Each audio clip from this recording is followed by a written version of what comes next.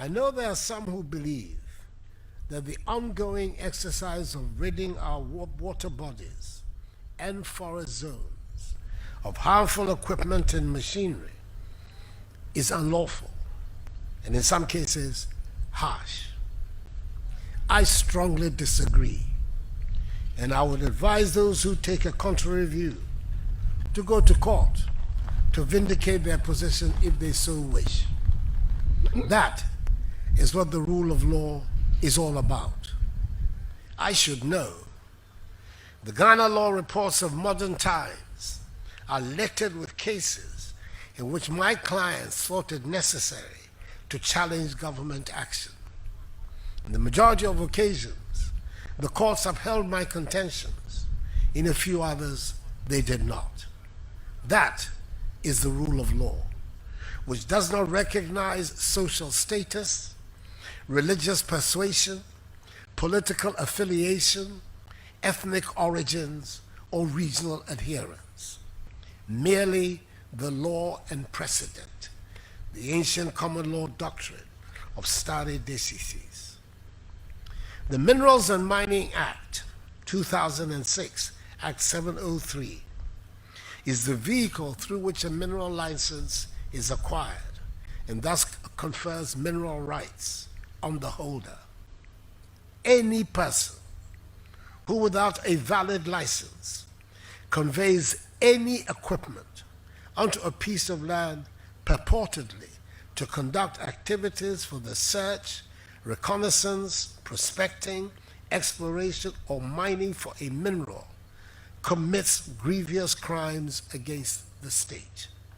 Indeed, a person in possession of a valid license but undertakes mining in water bodies or mines unlawfully in protected forest zones also commits an illegality. Apart from the criminal violations of Act 703, the activities of such persons desecrate our environment, pollute our water bodies, and endanger the lives of present and future generations of Ghanaians. They are monumental crimes which should not be condoned in any shape or form. The presence of shang fines in water bodies is illegal, as is the unlawful use of excavators in protected forest zones. The devastation caused by these equipment is nothing short of evil, and we should not compromise in our efforts to protect our environment, forest reserves, and water bodies. I say with all the emphasis at my command that no rights can accrue to or flow from the criminal venture of Galamsey. The equipment, which is being used for an illegal or criminal purpose, cannot confer on the owner or any other person any rights whatsoever. I appeal to all Ghanaians, including many in the opposition who are so doing, to rally behind government in its efforts to stamp out far-reaching illegality and criminality, rather than advocate for the protection of non-existent rights of persons caught in this evil activity.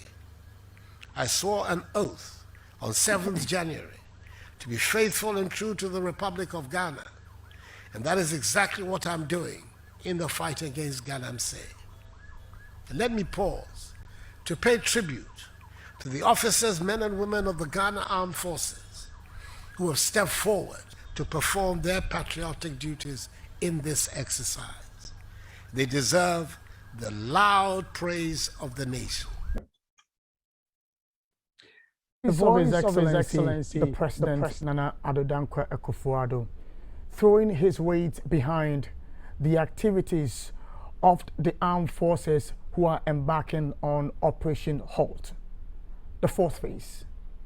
What have they been doing? They have been confiscating, they have been demobilizing, they have been decommissioning some logistics that are on the ground at the moment at different mining sites. His Excellency the President throwing his weight behind these forces who are on the ground, about 400 of them, burning excavators, burning chamfers, burning pumping machines, and several logistics at the various mining sites they meet them. This has become a matter of controversy, as there are those who believe these machines, excavators, logistics can be put to better use and not burnt. Tonight, on Fact Sheet, we focus our attention on the phase 4 of the Operation Halt, which has been ongoing, and for more indications and from the news that we have been getting, is achieving some goal, which has to do with the protection of our environment, our water bodies, our trees, and our soil as well. As we discuss these issues, we seek the views of you, the viewer, even as we believe you have your own views about the discussion. Equally, are there issues of legality when it comes to the burning of these excavators, and recently the use of the words decommissioning and demobilizing? There are those who hold the view that it's unlawful.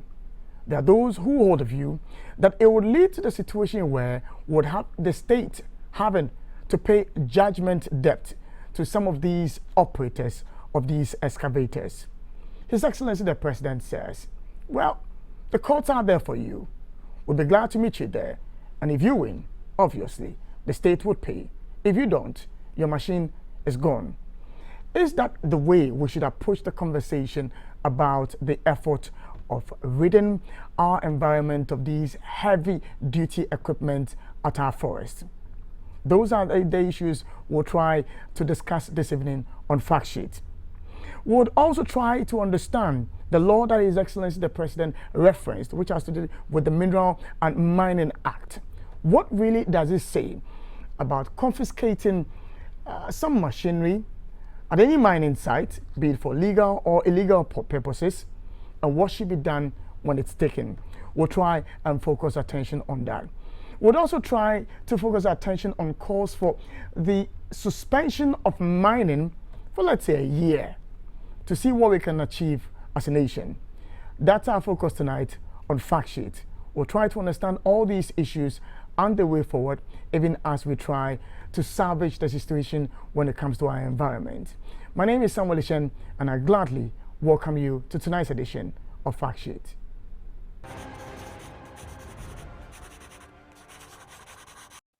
Welcome back to the conversation live on eTV, live on Facebook, Twitter, and Instagram as well. You can follow the conversation with your thoughts, your views on these handles, and it's eTVGhana for all these platforms, and share your thoughts with us. Also, whilst at it, try and share the link to various groups and platforms that you belong to, so others may also have a taste of the conversation we are going to have tonight.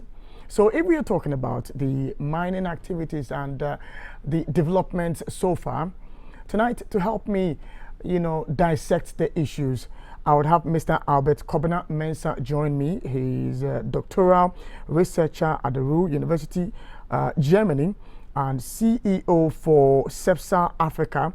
And Mr. Godwin Ama, General Secretary, Ghana National Association of Small Scale Miners, pick their thoughts on the position of His Excellency the President and the issues raised therein.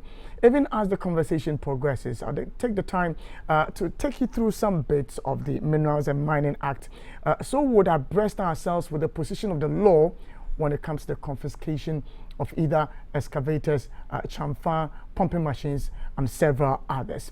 So, gentlemen, good evening and welcome to the conversation. But for emphasis sake, they are joining us tonight via Zoom. So, good evening, and Albert, good evening as well. Good evening, my brother, and it's a pleasure joining your show. I trust you're doing well. Yeah, you're hanging in there one step at a time. All right, so Albert, I'll start the conversation with you as to the efforts so far to rid our vegetations and our forests of these heavy equipment, and the efforts at making our water bodies clean. What do you make of the process so far? Thank you so much, my brother, and it's a pleasure joining you from this far to talk about issues regarding mining, and to talk about issues regarding artisanal and small-scale mining in Ghana. Let me, before I set the ball rolling, let me just make some distinction here for the audience to understand what we're going to talk about. You know, we have when it comes to small scale mining, there are two. We have the artisanal small scale mining, which normally we call the Galamsey, and we have the small scale mining, which is also which is the small scale mining. And I think Godwin knows more because he's on the field. Now, what distinguishes Galamsey from small scale mining? The difference is in possession of license. Okay, so someone with a license is a small scale miner. Someone without a license is a Galamseyer. Okay, so Galamsey is what is referred to as artisanal small scale mining. It is because it is practiced on a small scale by artisans. Okay, but mostly both the artisanal small scale mining and the small scale mining itself, the Galamsey and the registered, which is the small scale, and the Galamsey, which is the non-registered, both of them are all informal mining. Both can be classified as informal mining. Now, as a matter of fact, the distinction between them in terms of their mode of operation sometimes are similar. You might not even be able to tell who possesses a license or who is a Galamseyer from a non-Galamseyer. Now, bearing this differences in mind, let us now set the ball rolling with regards to the use of military in small-scale mining or in artisanal small-scale mining. I'll be combining the two over here. Albert, before you proceed, I want you to clarify this point for me, because frequently we have heard words like prospecting, we have heard words like reconnaissance, we have heard words like search. The recent directive by the Minister for Lands and Natural Resources, that those who are mining and looking at prospecting and then also doing the reconnaissance, does it affect small scale miners? Do they also do these things? This issue of reconnaissance, prospecting, and mining lease all boils down to mining license. Okay, now mining licenses, we have prospective, we have reconnaissance, we have the mining lease. Now, both the prospecting and the reconnaissance, just like the name suggests, when you are prospecting for something, it means you are searching. It means you are searching. Now, in project appraisal, there are two main things we use in project appraisal: feasibility and viability. Now, viability has to do with profit. Feasibility has to do with the possibility of the project becoming possible. Now, when you do prospecting in the forest or whatsoever, I have a problem with people prospecting for gold and other, but that is not my case. My case is to be able to differentiate between the various types of licenses. Now, when one is prospecting, when one has a prospecting or reconnaissance license, it does not give the person the opportunity to mine. You are only going to prospect for gold. Okay, so it means you are searching for gold. Now, when you search for gold, how do you know that this gold over there can be explored? In mining, there's something they call industrial mineral, or there's something they call industrial grade. Okay, now when you go into the forest, wherever you go, sometimes even in the cocoa farms, in various areas, when you are going to prospect for gold, when you prospect for the gold, it means you are going to search for possibility of mining. Now, if the gold that you find over there has what is called mineral value, if the gold has mineral value, then now you go back to the Environmental Protection Agency, to the Mineral Commission, or those oversight institutions, okay, now to apply for mining lease. Now, Eshen, so hold it a second for me, Albert. Hold it a second for me. So this prospecting we are talking about, this reconnaissance we are talking about, does it require the use of heavy equipment like excavators and the digging of the ground and all? That is a question all of us will have to unravel.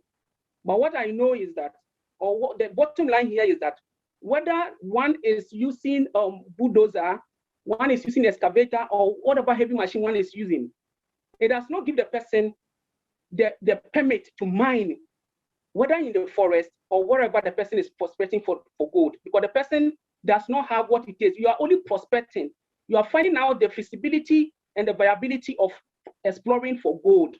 And if the gold has an industrial value or has a mineral value, that is when now you can go back and get the mining lease. And the mining lease is what enjoins you to be able to mine, Without the mining lease, and you use prospecting license or reconnaissance license to mine, they are all endorsement of illegality.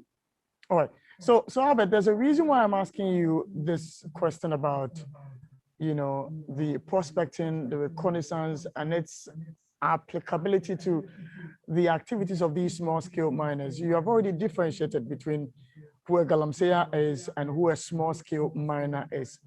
So these questions, let me just quickly throw them at Godwin as well to establish whether this directive by the Lands and Natural Resources Minister affects them as small-scale miners. If they don't do reconnaissance, if they don't do prospecting, when they are being given the license by the Minerals Commission or any other statutory body which may be involved in the process. Godwin, do you consider your business, your small-scale mining, as falling within the category of those who do the prospecting and then the reconnaissance?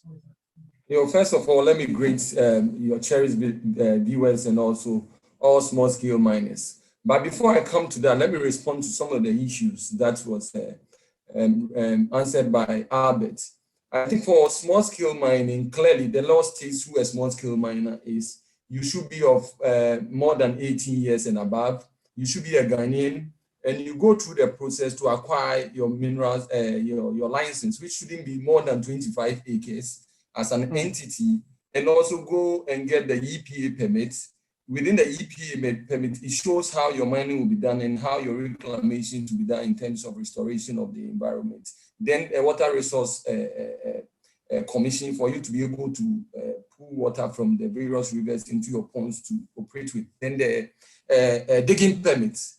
Then when it comes to large scale, in small scale mining, you are not giving permit to work in the forest reserve. You are not giving permits to even dredge. So small scale miners are out of working in the forest reserve or working in water bodies. The permit doesn't allow that. The next thing is when you are looking at the difference, artisanal mining operation, semi-mechanized operation, that is the operations within the small scale sector. And those who are doing fully mechanized operation, the fact that somebody is doing artisanal operations or his method of doing it is more artisanal does not mean he's doing illegal mining. That is one thing. You look at the minerals, under small scale mining, you can mine industrial minerals and then the precious minerals. The precious mineral being gold, diamond, and gemstone, and the industrial minerals are aggregates like quarry. You are looking at kaolin, you are looking at clay, and then you are looking at how do you call it? Those are the industrial minerals like shells and all that. Those are the industrial minerals. So industrial minerals are the ones, the sand, winning, and all that are industrial minerals. But when you are looking at industrial mining, is what you see as a large-scale operation in this country. So industrial mineral is different from industrial mining. And within these two minerals that we mine, it all falls under the small scale. That is the industrial minerals, and then the precious, which is gold, diamond, gemstone, and others. They all fall under it.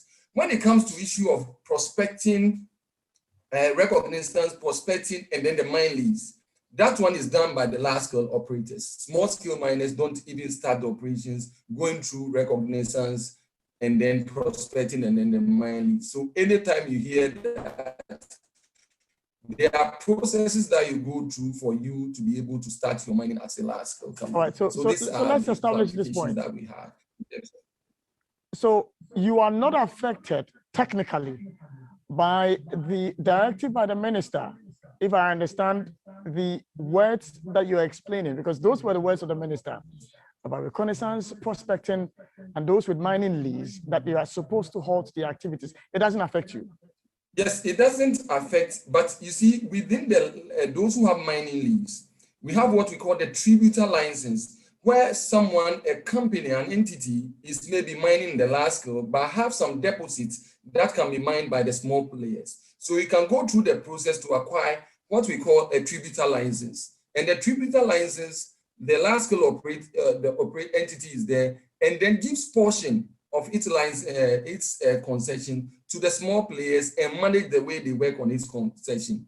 GCD has been doing it in Akwitia for over so many years, where you have the small players in there, and then you have the large players. It's more about coexistence sort of things. And when you are doing prospecting, what you are prospecting, you see, after reconnaissance and prospecting, the large scale operators can use their drills, the heavy drill to drill down, to get the sample, the core samples and all that. The equipment that can be used is defined by what they are going to do in there by the Minerals Commission. You do trenching, they can use excavators to do trenching, but there's a limit at which you can work. They can also do box sampling. So there are a whole lot of processes under the prospecting for you to know the resource within the reserve that you have as an entity.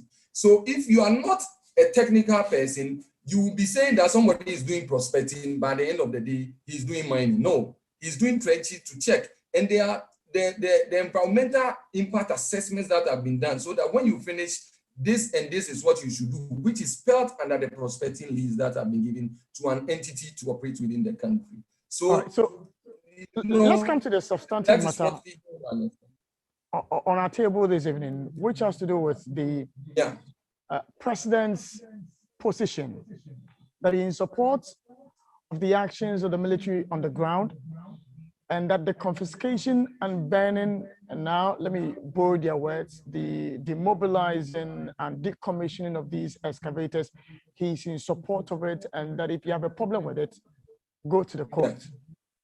As miners, what's your take on this position by His Excellency the President?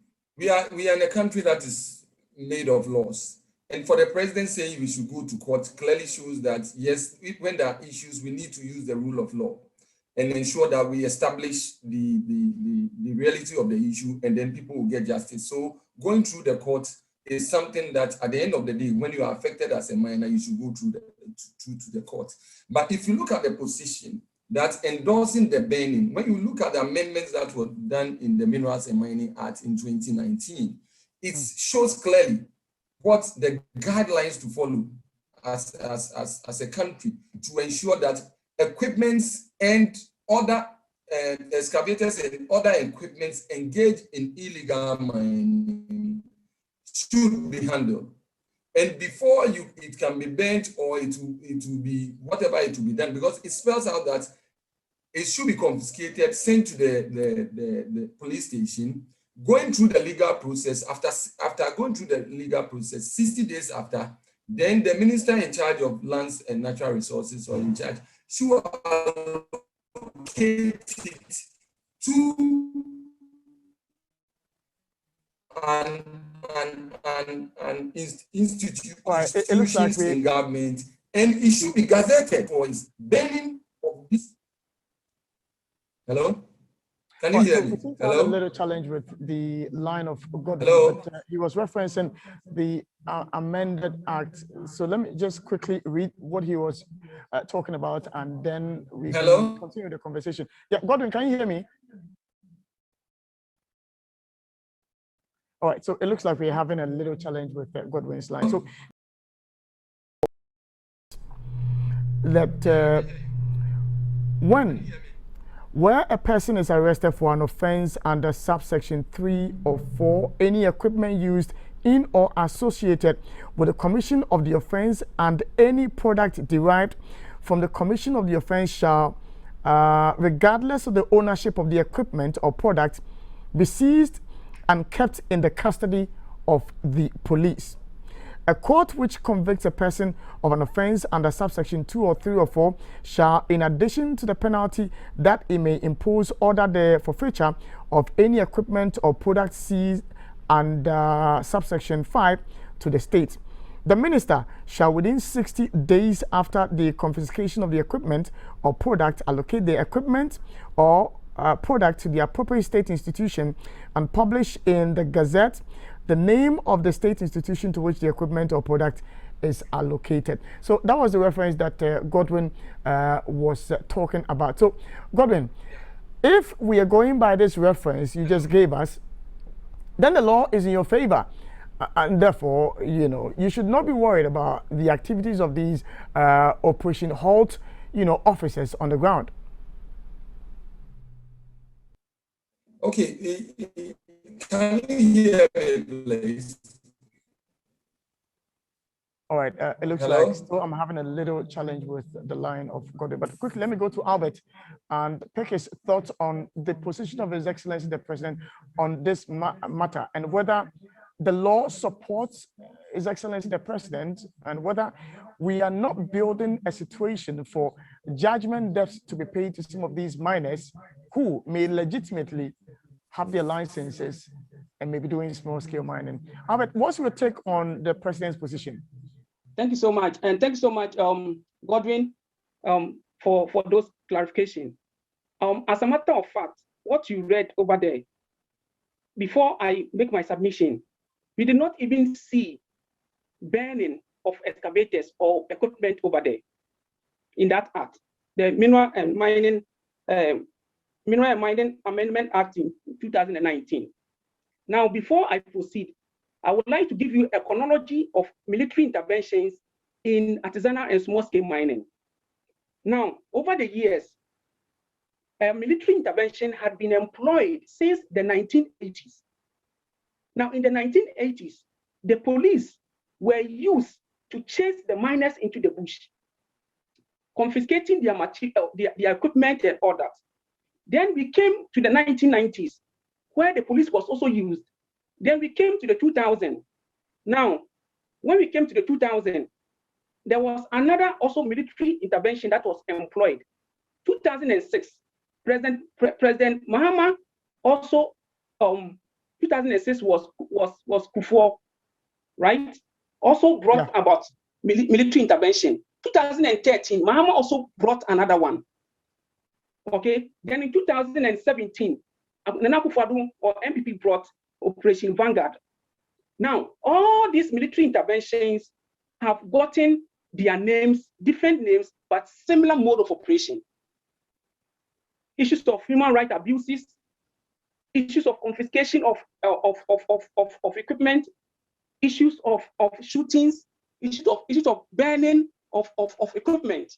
Then also, in 2013, there were foreigners, more than 4,000 foreigners who were caught in the small-scale mining, and they were deported. Now, all this had not worked, to the extent that in 2017, the government banned activities of small-scale mining. Initially, he banned it for 6 months. After 6 months, he extended it to 2 years. Now, the president also went ahead to institute what is called the Interministerial Committee on Illegal Small-Scale Mining. Now, all these things did not work up to now. Now, what is the problem? In the first place, the institution of the Interministerial Committee on Illegal Mining itself was not backed by law. Okay. The activities or the responsibility, there were 7 responsibilities outlined for the Interministerial Committee on Illegal Mining. These 7 responsibilities were already carried out by the EPA, by the Mineral Commission, by Forestry Commission, Water Resources Commission, and the other oversight institutions that are mandated to take charge of mining in our country. Okay. Now, another thing that also happened is that when they actually brought this ban, the ban affected the miners, and the ban was not only to ban the activities of illegal miners, which are the Galamsey people, but the ban also affected people who are even legally registered. Okay, and that also includes people like Godwin. Now, it is because I argue that the issues of small-scale mining, the issues of Galamsey. Now, what happened? Even when this ban was done, it was lifted. When it was lifted, the people just still came back. And even when the ban was in session, the miners devised another strategy of evading the police, and they were still mining. Okay? One of the things that they were doing was to move from mining in the daytime to mining at night.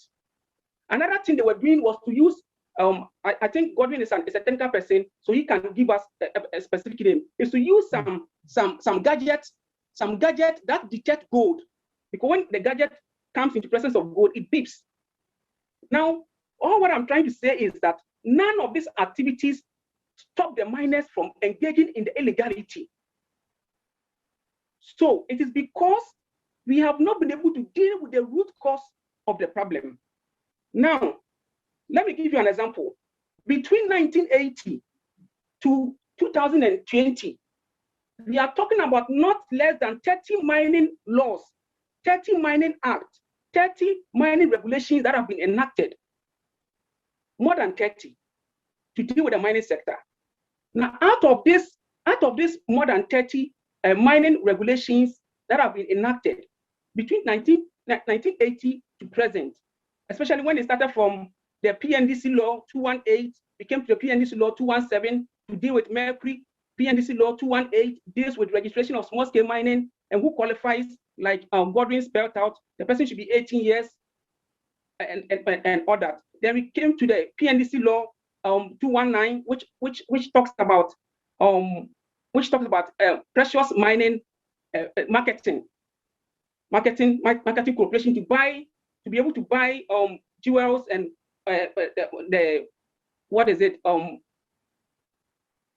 the minerals from the miners. Albert, let's drill down to at least you've been able to give us the chronology of how we got to this point. But let's drill down to the position of the law presently and the likely consequences if the law stipulates that if somebody's machine is confiscated, there are processes and procedures to be used, not necessarily to demobilize them, to decommission them, or to ban them. What fate awaits us as a nation with the president's endorsement? I think that such act is more or less like using an informality to tackle an informality. My brother, we ask ourselves that you seize the equipment of miners and you burn them. Now, when you do such type of stuff, okay, you even tend to weaponize the mineral. Okay, you weaponize the mineral at the international level. That is what happens. And all these things, like we are saying, it's not even backed by law. Okay, so we ourselves, we are saying that the small-scale miners are perpetuating illegality. Now, while they are perpetuating illegality, you are also using force. Okay? You are using an illegality to tackle their menace, which you call it a menace. It is because the proponent of the small-scale miners themselves, or the proponent of the artisanal small-scale mining sector themselves, do not mostly understand the small-scale mining sector. My brother, there are various factors that actually militate against the formalization of the sector. And there are various factors that also perpetuate the illegality. I argue that, of course, we'll come to that, but I argue that to be able to tackle the small-scale mining or the illegality of the Galamsey itself, these factors need to be addressed. Let me point out this, that but before you proceed, Albert, the issues you are raising, I thought that was the reason why we're having the original dialogues, for these concerns to be brought to the fore so that we can address them holistically, and then tomorrow we will not be having this conversation. Is that not what it's meant to do? I agree, but the national dialogue itself will not solve the problem. Because it is out of place. The national dialogue itself.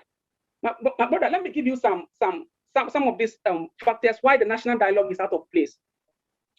You know, when it comes to issues of small-scale mining, there are root causes that is perpetuating the illegality, which we have not been able to tackle, and which the national dialogue itself has not been able to deal with. We did a study in 2019. When we did this study, we were trying to see the contribution of the small-scale mining sector to the economy. Now, we found that the small-scale mining sector contributes more than 40% to the total gold revenue. The small-scale mining sector in 2016 contributed more than $2 billion to the economy of Ghana. Now, this is what we found. We found that the small scale people engaged in the small scale mining sector are not driven by greed. People usually confuse small scale mining sector that people who are engaged in it, they do it because they are greedy and that they are equal to armed robbers. The small scale mining sector, people engaged in it are not driven by greed. They are driven by livelihood and survival motive. Now, when someone, I'm establishing a point here, why the national dialogue does not address the root cause. Because when someone is driven by livelihood and survival motive, okay, that person does not pay attention to even environmental regulations. Because all what he's thinking about is how he will fill his or her stomach, poverty. Another issue that has not been tackled is even the people who want to register from Galamsey to become small scale, who want to register, ask them the processes they go through. Ask them how long it takes for their business to get registered. But Albert, it's interesting that the national dialogue, the very first one which happened, all these concerns you're raising were raised there. The issue about the laborious processes one would have to go through to acquire a license, the issues about the driving motive for going into the mining sector, all these were, addressed. And so it makes me wonder why then you think that it's not necessary per se for us to have this dialogue. But before you answer me, Samuel, what happened was that now even the dialogue itself, where was it? Where did it take place? It took place in Accra. And the other one took place in Kumasi. Yes, but they're going on a regional tour. Is that not the intent? Is that not what we're told? So my argument is, how beautiful will it be that one day they host this conference and they host it in Pristia, they host it in Akotia, they host it in, let's say, Konongo, because these are the hot spots of the mining activity. All right, hold it 1 second for me, and quickly let me engage Godwin and pick his thoughts as to the position of the law and the vindication they may have in terms of what the law stipulates. Godwin, the law, hello. If I'm correct, seems to be on your side in terms of the procedure, the mechanism that these, Operation Halt officers are using. So you shouldn't be worried at all, should you? Yeah, we should be worried because these operations have created fear and panic among those who have legal licenses to operate. Because Operation Halt, they are not technical people. When they get to the sites, you don't know what will happen. And if you look at the whole issue, we have two measures: those who have licenses and those who don't have licenses. As the president said, you can proceed to court. If you don't have a license and you are operating, then for me, I'm not a lawyer, but what will be your locus in court? But those who have licenses will have a lot of locus, because the license also prescribe how they should be dealt with when they flout the laws within even the license regime that have been given. You also have the case where excavators that are parked are not on site, they are not in the red zone, but are parked in communities. We have videos of them that have been bent. So where they are not on mining site. It's just like you have your excavator in Accra. Let's say a dealer in Accra park his machine, and then you get there and bend those excavators. Then that one, you are going even beyond your mandate that has been given as the military. And we don't blame them because they don't even understand the way the work goes about. Look, the root cause of the water pollution, 80% is done by the illegal dredgers, which we call the chamfan and then the tututu guys. 80% of the pollution. If we don't focus our attention on those people who are dredging the water bodies and also those who are working in the forest reserve, excavators cannot float on water bodies. Bulldozers cannot float on water bodies. So when you bend them, you are not even curing the menace itself of the water pollution. So we need to focus our attention more on those who are dredging. That is why previously we suggested, and then it was picked by the interministerial committee, that the manufacturing of chamfan, transportation, and each use should be criminalized. So that if somebody is even manufacturing chamfan or manufacturing the dredges, then the law, the police can arrest those people then sending it and but the point you're making, but if you look at the focus now, yes, the point you're making about the focus 80%. now is not on the root cause. Hello? Hello, Godwin. The point you're making about 80% of the destruction of our water bodies being as a result of the activities of the Chamfa operators. What is it based on? What data are you referencing? Yes, we did a lot of work on that on the river bodies with our task force, and then we went to the major rivers, Pra and Cobra, and then the Brame River, and we realized is this report available publicly? No, it's not available. You know, the task force, what they did, the work that they did, over 8,000 of chamfines were removed from the river bodies, more than in 4 years, from 2017 to 2020. You understand? That is the work that, and what we realized was that 80% of the pollution is done by these people, because they are dredging the riverbeds, they are taking the gravel out, the shoulders of the rivers caves in, and then it causes the turbidity. But the Galamsey, because the excavators are what are used to dig. So I can say that when it comes to land degradation, as we see, the chamfan cannot go and dig. You cannot use it to open pits on the ground. It's the excavators that can be used to do that. When you are working, you by all means dig the ground and take the ore out and process it. After that, those same machines will be used to do for the reclamation to be done. Whether it's small scale mining, whether it's large scale, whether it's industrial, whatever, that's the same method. So in the process, when the person is working and you say you should stop, then you still have those environmental issues there, because the pits are all open and they are not covered.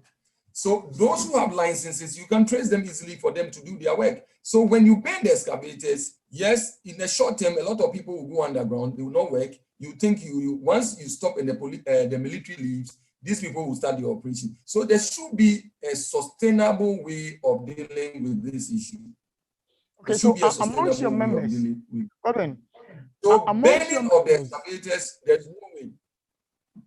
So amongst your members who have had, excavators bent, do you have a database of the number of excavators that have been bent, and are they considering the option of taking His Excellency the President by his word, taking the cases to court? They are considering. Once it's a legal issue, that's the only way you can seek redress, going to court. We have the Prasu area where we have 4 excavators bent, and then the trommel, water pumps and all that. They are still, the technical guys are still compiling, and we'll be able to get the number. Some are not our members, and I don't know whether those people also have licenses or no licenses. But we also know that dealers in people who rent out excavators also have had their share, where their machines are not even in the red zone. They are parked far away from the site, also have got their equipment bins. This issue can lead to, when it goes through the process, these issues can easily lead to judgment debts, which we've seen in the past. So tackling this issue of illegal mining with this banning of excavators will not go, it will not be more this thing for the states. It will be to the disadvantage of the states. Although and it's also shown clearly that it's like we don't know what to do.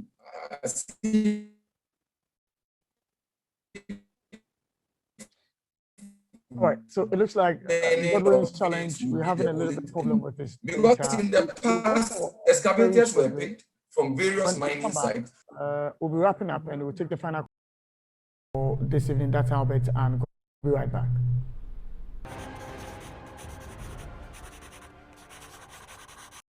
All right, so you're welcome back, and I'm having a conversation with Albert, I'm having a conversation with Godwin, I'm having a conversation with you in your homes. Obviously, you have your own position on the issue you are discussing this evening.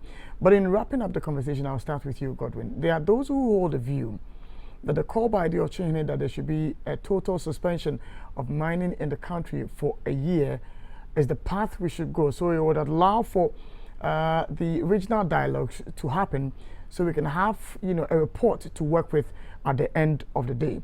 What's your take on that position? Yeah, we don't agree to that. We had 2 years. We had a ban on small-scale mining activities for 2 years. Those who have licenses suffered. The cost that was estimated by our end was close to over $550 million to those who are operating. So after 2 years, the banks we are owing interest rates, government have not even compensated us in anything, and we've been able to mobilize ourselves again to start operating. So if someone is dealing with doing illegal mining, those entities should be dealt with in accordance with the law. By putting a ban on small-scale mining again will kill the industry for good, because once you stop operations, starting again is not going to be an easy thing. But once we have the MMIP document we put in place, which shows clearly how we should go about our operations, we have the self-policing issues by the small-scale miners association, and we're working with the Minerals Commission to ensure that areas that are hotspots, we can manage them. I don't think there should be any ban. Mind you, when you ban people, we have youth that are unemployed. If you ban the whole sector, a sector that takes care about 1 million to 4 million people indirectly, then what happens? How will these people survive? Unemployment is one of the things that causes a lot of countries, causes insecurity for states. Youth unemployment, if these people are not working for a year and they sit idle, look at terrorism all over our neighboring countries and all that, then these people can also be engaged in that. People will also be leaving the shores of Ghana, these treacherous shores, to go and cross the Saharan desert and all that, to go to Europe for them to get some work to do and all that. So we should look at it carefully. Yes, we know the environmental challenges. Yes, we know water is being polluted. But what happened to the other social and economic issues that is also within there? So that is how we should place the balance. So we will not support the issue of anyone suggesting that there should be a ban. 2 years, we've been able to put a lot of processes in place. What we fail to do as a state is to ensure that there is proper implementation, because when we start the third year, getting to election years, then when you do any implementation, nobody cares. Let's look at it, because we are getting to election. And people go in there and mine without care. And at the end of the day, we get to this place again, and they say they will put a ban. How long can we do that? It's just a knee-jerk approach.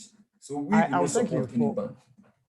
For your final submission, I'll take that of Albert. If you could wrap up within 2 minutes for me, Albert. Thank you so much. I think I also support the position taken by Godwin. Mining cannot be stopped. Look, Mr. Shen, mining, regardless of its name we give it, whether large scale or small scale, all of them are not environmentally friendly. But you ask yourself, how come the large scale mines seems to be doing well? Because it is properly regulated. That tells you that if we can take steps to properly regulate the small scale mining sector, we can also achieve a benign or a clean production, and we'll be able to use it as a tool to ameliorate poverty in mining communities. So if you want to ban mining, then why do you put institutions in place? Why do you put institutions in place if you want to ban mining? Then what is the need for institutions? What do they do? Institutions they should see to it that institutions implement the law. I have a friend who always argues that the problem with the mining sector in Ghana is not about the new laws being enacted. It's about implementation of the mining existing laws. Another issue about the small-scale mining sector and about the ban is a knee-jerk approach. It's reactionary. It's not sustainable. It's not well planned. Okay, and it is not backed by law. And it is like using an informality to tackle an informality. If you want to really ban the people, then we should do it well. We should do it well by putting the people or the miners who are affected on an economic activity. When you're putting them on an economic activity, engage them, ask them what they want. It is not a matter of sitting up there doing a national dialogue in Accra and saying that go and plant maize, go and plant vegetables. Because when you put people on alternative livelihood programs like agriculture, it will not work. All right. It will not work.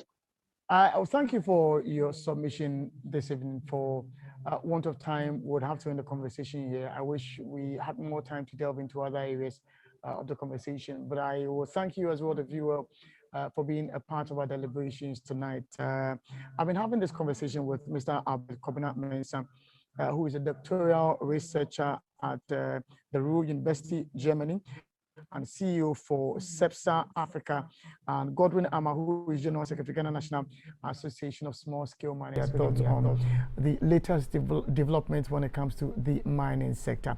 On that note, we'll leave you with girl vibes, and Mercy would be here with the team to thrill to some very beautiful conversation as well. My name is Samuel Ishen, and on behalf of the team, we wish you a good night.